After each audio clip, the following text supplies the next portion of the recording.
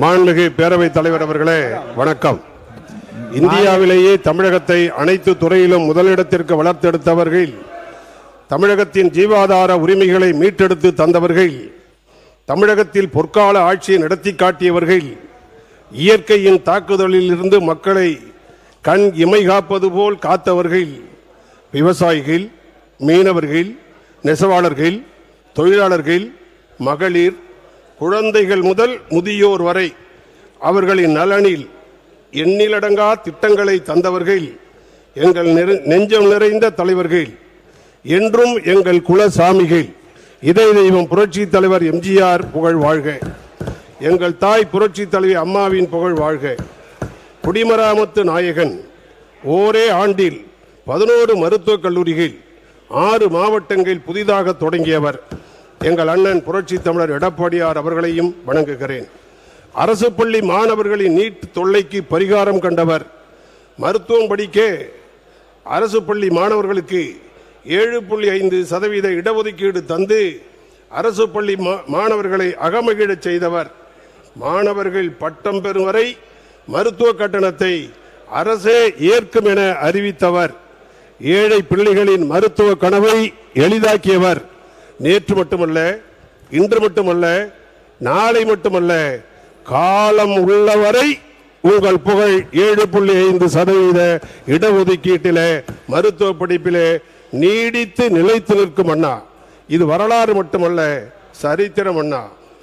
எளிமையான விவசாயியாக, வலிமையான முதலமைச்சராக திகழ்ந்த அண்ணன் புரட்சி தமிழர் எடப்பாடியார் அவர்கள் எனது தொகுதியில் வேதாரண்யத்தில் ஆற்காட்டு துறையிலே ஒரே அறிவிப்பில் 150 கோடியிலே ஒரு மீன்பிடி துறைமுகம், 125 கோடியிலே வெள்ளப்பள்ளத்தில் ஒரு மீன்பிடி துறைமுகம் கொடுத்தார்கள்.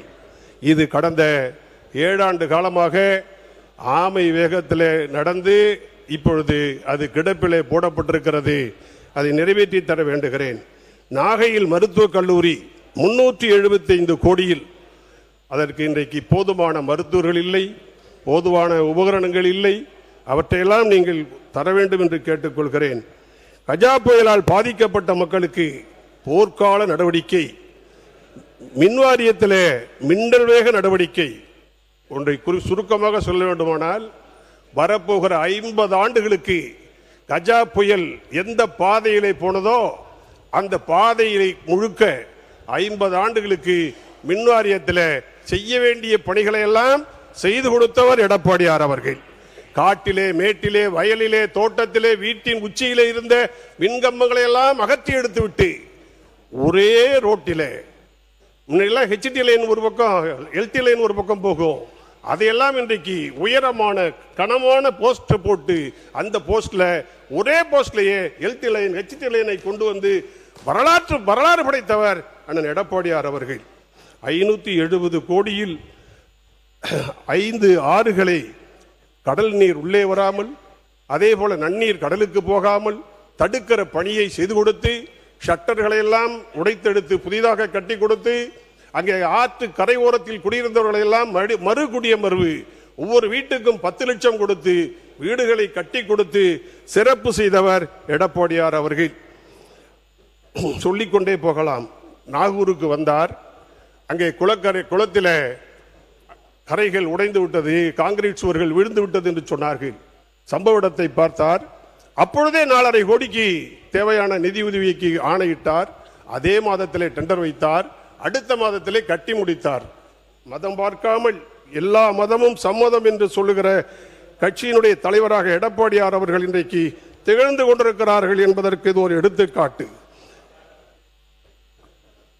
எனது வெற்றிக்காக இரவு பகல் பார்க்காமல் உழைத்து வாக்களித்து 3ஆம் முறையாக என்னை இந்த பேரவைக்கு அனுப்பி வைத்துள்ள கழக நிர்வாகிகளுக்கும், கூட்டணி கட்சி நிர்வாகிகளுக்கும், வேதாரண்யம் தொகுதி மக்களுக்கும் என் நன்றியை வணங்கி தெரிவித்துக் கொள்கிறேன்.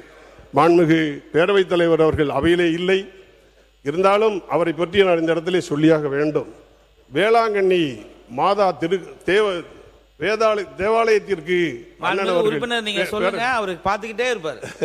பேரவைத் தலைவர் அவர்கள் 2 பேட்டரி கார்கள் அவருடைய சொந்த நிதியில இருந்து கொடுத்து அங்கே வருகிற வயது முதிர்ந்தவர்களுக்கு, மூத்த குடிமக்களுக்கு, நோயாளிகள் அதுபோல நடக்க முடியாதவர்களுக்கெல்லாம் உதவுகிற வகையில் சொந்த நிதியிலிருந்து 2 பேட்டரி கார்களை வாங்கி கொடுத்திருக்கிறார்.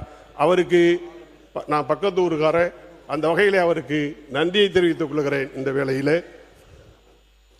மாண்புமிகு பேரவை துணைத் தலைவர் அவர்களே, விவசாயிகளுக்கு அம்மாவின் ஆட்சியில் எடப்பாடியார் அவர்கள் 24 மணி நேரமும் மும்முனை மின்சாரம் தடையின்றி வழங்கினார்கள். இந்த அரசு மும்முனை மின்சாரம் விவசாயிகளுக்கு வழங்கவில்லை. அடிக்கடி மின்வெட்டு, விவசாயிகளுக்கு தடையில்லா மும்முனை மின்சாரம் வழங்கிட வேண்டும். 65,000 விவசாயிகள் தட்கல் முறையில் மின் இணைப்பு பெற பணம் கட்டியிருக்கிறார்கள். நீண்ட காலமாக காத்திருக்கிறார்கள். அவர்களுக்கு உடன் மின் இணைப்பு வழங்கிட வேண்டும். டெல்டா மாவட்டத்தில் நிலத்தடி நீரை, கிணற்று நீரை பயன்படுத்தி குறுவை 2.5 லட்சம் ஏக்கரில் பயிரிட்டார்கள். இதில் 1 லட்சம் ஏக்கர் அளவுக்கு பயிர் கருகிவிட்டது. ஜூன் 12 மேட்டூர் அணை திறக்கவில்லை. மழையும் பொய்த்து போனது. வறட்சியால் நிலத்தடி நீர் ஆழத்திலே போய்விட்டது. அடிக்கடி மின்வெட்டு, மும்முனை மின்சாரம் கொடுக்கவில்லை. எனவே கருகிய 1 லட்சம் ஏக்கர் குறுவை பயிருக்கு இழப்பீடு வழங்க வேண்டும். மின்கட்டணம் கணக்கில்லாமல் கூடியுள்ளது. எந்த அடிப்படையில் மின்கட்டணம் நிர்ணயம் செய்கிறீர்கள் என்றே தெரியவில்லை. வீட்டு மின் இணைப்பு கட்டணம் மாதம் கணக்கிடப்படும் என்றீர்கள். இதுவரை 2 மாதத்திற்கு ஒரு முறைதான் கணக்கிடப்படுகிறது. எப்போது முதல் தொடங்க போகிறீர்கள்? அனைத்து மின் இணைப்புகளுக்குமே ஸ்மார்ட் மீட்டர் பொருத்தப்படும் என பத்திரிகையில் செய்திகள் வந்தது. எப்போது ஸ்மார்ட் மீட்டர் பொருத்த போகிறீர்கள்? இதன் பயன் என்ன? மின்துறையில் பல நிலைகளில் பணியிடம் காலியாக உள்ளது. எப்போது பணியிடங்கள் நிரப்பப்படும்? தமிழ்நாட்டில் டெல்டா மாவட்டங்களில் கடும் வறட்சி, குடிக்க தண்ணீருக்கு பஞ்சம், ஆடு மாடுகளுக்கு குடிக்க தண்ணீர் இல்லை. மக்கள் குளிக்க வெகு தொலைவுக்கு தண்ணீரை தேடி போகிறார்கள்.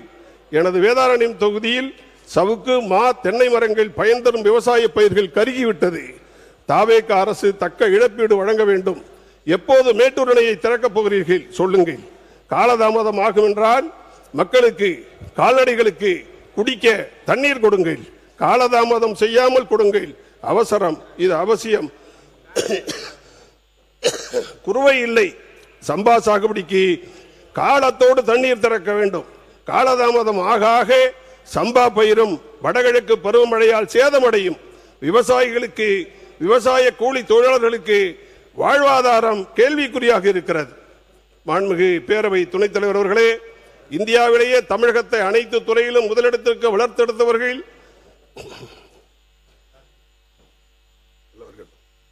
மாண்புமிகு பேரவை துணைத் தலைவர் அவர்களே, இந்த அவையில் 1972ஆம் ஆண்டு இனாம் எஸ்டேட்டுகள் இனாம் ஒழிப்பு ரைத்து வாரியாக மாற்றுதல் திருத்த சட்ட முன்வடிவு சட்டப்பேரவை சட்ட முன்வடிவு எண் 18/1972 நிறைவேற்றப்பட்டுள்ளது. மாண்புமிகு சட்டப்பேரவை உறுப்பினர் முன்மொழிந்தவர் எங்களுடைய வணக்கத்திற்குரிய திரு AK சுப்பையா அவர்கள். ஆதரித்து பேசியவர்கள் மாண்புமிகு உறுப்பினர்கள் திரு KA வகாப் அவர்கள், திரு மணலி C கந்தசாமி அவர்கள், திரு கோவை செழியன் அவர்கள், திரு J ஜேம்ஸ் அவர்கள், திரு KTK தங்கமணி அவர்கள், கொள்கை ரீதியாக அன்றைக்கு அமைச்சராக இருந்த மாண்புமிகு அமைச்சர் பாவு சண்முகம் அவர்கள், எங்களுக்கு அதிகாரிகள் அரசு அலுவலகத்திலிருந்து கருத்துரை வரவில்லை என்பதால் இப்போதைக்கு எங்களால் அறிவிக்க முடியாமல் இருக்கிறது, ஆனால் கொள்கை ரீதியாக ஏற்றுக்கொள்கிறேன் என்று அன்றைக்கே சொல்லியிருக்கிறார். அவருடைய பதிலுக்கு பின்னர் திரு AK சுப்பையா அவர்கள் தனது தீர்மானத்தை திரும்ப பெற்றிருக்கிறார்.